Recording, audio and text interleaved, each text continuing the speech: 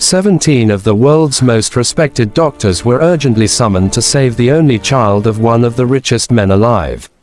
The patient was a young boy suffering from a strange illness that no medical test could identify and no treatment seemed able to cure. His condition continued to decline, pushing the entire hospital into a state of panic. As hours passed and hope began slipping away, an unexpected observer noticed something everyone else had missed. An 8-year-old girl, the daughter of a hospital cleaner, quietly saw a detail that would change everything. What she recognized wouldn't just affect one life, but would uncover a disturbing truth hidden right in front of everyone. Before moving forward with this story, remember to subscribe to the channel, like the video, and leave a comment telling us where you're watching from. Charles Beaumont's son was only 10 years old, yet he had become the center of a terrifying medical mystery. Charles was a powerful billionaire in the pharmaceutical industry, a man whose influence stretched across the globe. Still, none of his wealth or connections could stop what was happening to his child. The boy had been rushed into St. Regina Private Hospital in critical condition. His body was failing rapidly, and no one could explain why. His oxygen levels dropped dangerously low, his vital signs weakened, and his skin took on an unnatural gray tone. The situation was so severe that 17 elite doctors from around the world were called in to help. They ran countless tests, but every result came back normal. Nothing made sense. The hospital was filled with tension. Reporters crowded outside the building while security guarded every entrance. People across the world waited anxiously for updates.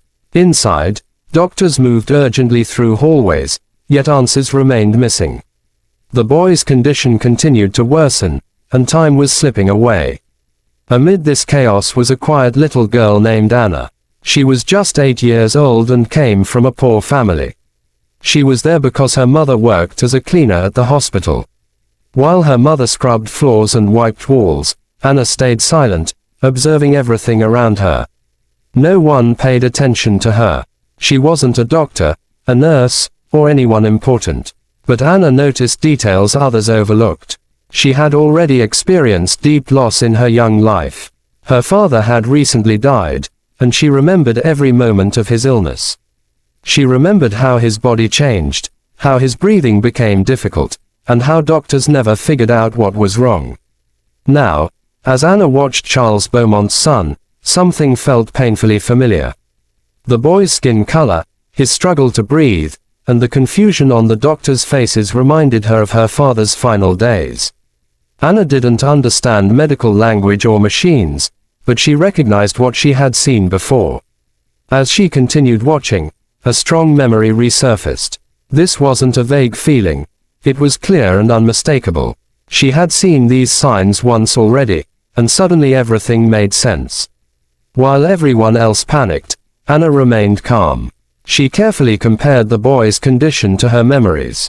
The shallow breathing, the gray skin, the unexplained oxygen loss, it all matched perfectly.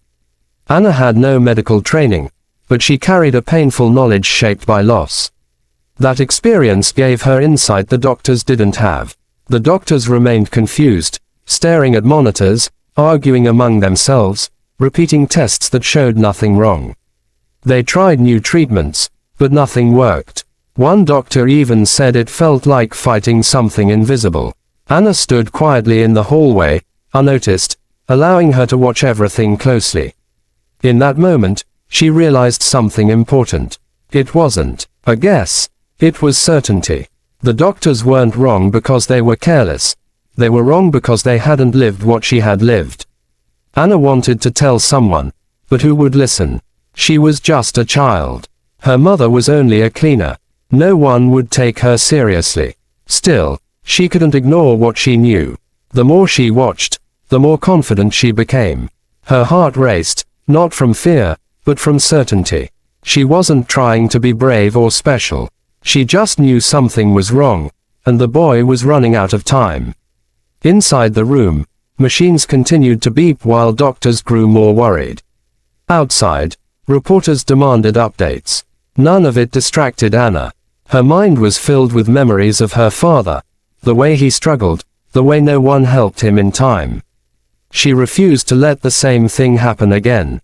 She didn't know how she would speak up or who would believe her, but she knew she had to try. Anna stepped closer to the hallway edge to get a better view. The boy's condition hadn't improved. That familiar spark returned, stronger than before. She remembered the exact moment her father's symptoms began, and she was seeing the same signs again. She didn't know if the doctors would believe her, but she knew the truth. She had seen this before. She tried to speak to passing nurses, tugging at their sleeves, but no one stopped. They rushed past her as if she didn't exist. Frustrated, Anna ran to her mother and explained what she saw. She told her the boy looked exactly like her father before he died. Her mother dismissed it, believing Anna was confused by grief. But Anna knew better. Her father had been healthy before returning from construction work in Africa. After coming home, his health declined rapidly. Doctors never found the cause. He died after 2 weeks in the hospital, just like this boy was now fading. Anna remembered the strange smell in the room back then, something she hadn't understood as a child. That same smell was here again. She realized this wasn't coincidence. The same thing was happening twice. She couldn't stay silent anymore. Gathering her courage, Anna retrieved her father's old medical records and walked through the hospital halls searching for Dr. Collins, the lead physician. When she found him, she stood in his path and asked to speak. Something in her eyes made him stop. Anna showed him the documents and explained everything.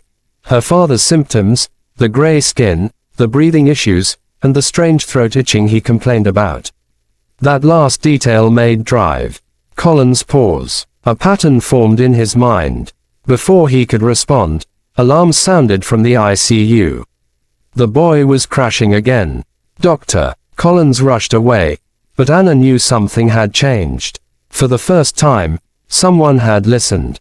As she sat down, exhausted, she felt no regret. She had done what she could.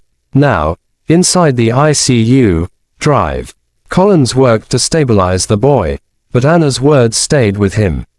The strange smell, the itching throat, the unexplained symptoms. For the first time, he wondered if an 8-year-old child had noticed what 17 experts had missed. Dr. Collins rushed into the ICU as alarms echoed through the hall. Nurses moved quickly, adjusting machines and calling out numbers. The boy's oxygen levels had dropped even further, and his breathing was barely stable. Dr. Collins gave rapid instructions, but part of his mind was still replaying Anna's words. The gray skin, the strange smell, and the itching sensation deep in the throat. That detail refused to leave his thoughts. It wasn't something machines could detect, but it was something a human being could feel. For the first time since the boy had arrived, Drive Collins felt they might have been searching in the wrong direction. As the team worked to stabilize the boy, Drive Collins ordered a temporary pause on unnecessary procedures. He asked for air quality readings from the ICU, something no one had considered important before. The nurses looked confused, but they followed his command. He then requested the maintenance department to inspect the ventilation system immediately. The hospital staff exchanged uncertain glances. This wasn't standard protocol, but Drive Collins trusted his instinct, or more accurately, he trusted the instinct of an 8-year-old girl who had nothing to gain by speaking up. Meanwhile, Anna sat quietly on the bench outside the ICU, clutching her father's folder. Her hands trembled slightly, not from fear, but from exhaustion. She had done everything she could. Now all she could do was wait. Her mother sat beside her, still unsure what to believe. She looked at Anna's serious expression and realized this wasn't just grief talking. This was something deeper, something real. Inside the ICU, the maintenance team reported something unusual. A section of the ventilation system connected to the ICU had a malfunctioning filter. It wasn't fully broken, but it wasn't sealing properly either. Dr. Collins felt his heart race. He ordered the ICU temporarily sealed and instructed the staff to move the boy to a different room with a separate air supply. As soon as the boy was relocated, his oxygen levels stopped dropping. For the first time in hours, the machine stabilized. Dr. Collins stood still, staring at the monitor. This wasn't a cure, but it was a clue. A massive one. Further investigation revealed that the faulty ventilation system had been allowing trace amounts of a rare industrial chemical to circulate in the ICU air. The chemical was odorless to most people, but under certain conditions, it produced a faint, unusual smell. Prolonged exposure caused severe oxygen deprivation without showing up in standard blood tests. It also caused deep throat irritation, exactly like Anna's father had described. The chemical had originally entered the system weeks earlier due to illegal dumping near a construction site connected to a pharmaceutical subsidiary, one owned by Charles Beaumont himself. The truth hit like a storm. The same corporation that made Charles one of the richest men in the world was responsible for the exposure that killed Anna's father. And now, it was killing his son. As doctors administered the correct treatment and filtered oxygen, the boy's condition slowly improved. His skin color began to return to normal. His breathing eased. The gray faded. For the first time since arriving at the hospital, he was no longer dying. When Dr. Collins stepped out of the ICU, he searched the hallway until he saw Anna. He walked toward her and knelt down in front of her.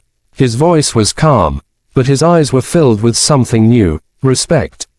"You were right," he said softly. "You saved him." Anna didn't smile. She didn't cry. She just nodded. For her, this wasn't about being right. It was about stopping the same tragedy from happening again. The hospital launched a full investigation. News spread rapidly. Reporters who had once speculated now listened in shock as the truth was revealed. The billionaire's empire came under scrutiny. Lawsuits followed. Facilities were shut down. Records were exposed. The story made global headlines. But none of that mattered to Anna. Days later, Drive. Collins personally visited Anna and her mother. He told them everything. He told them that Anna's father hadn't died because doctors failed him, but because the system failed to protect him. He told Anna her memory had done what machines couldn't. Charles Beaumont visited the hospital in private. When he learned the truth, he was silent for a long time. The weight of it crushed him. His own company had poisoned his child. And it had killed another man whose only crime was working hard to feed his family. He requested to meet Anna. When they met, he didn't speak as a billionaire or a powerful man. He spoke as a broken father. He thanked her. He apologized. And for the first time in his life, money meant nothing to him. Anna's life changed quietly after that. Her mother was offered a better job. Anna was given a scholarship for her education. But the greatest reward wasn't money or recognition. It was peace. Her father's death finally had meaning. And somewhere in a hospital room, a boy lived, because an 8-year-old girl chose not to stay silent. The world remembered the doctors. The headlines praised the hospital. But the truth was simple. Sometimes, the smallest voice sees what everyone else misses.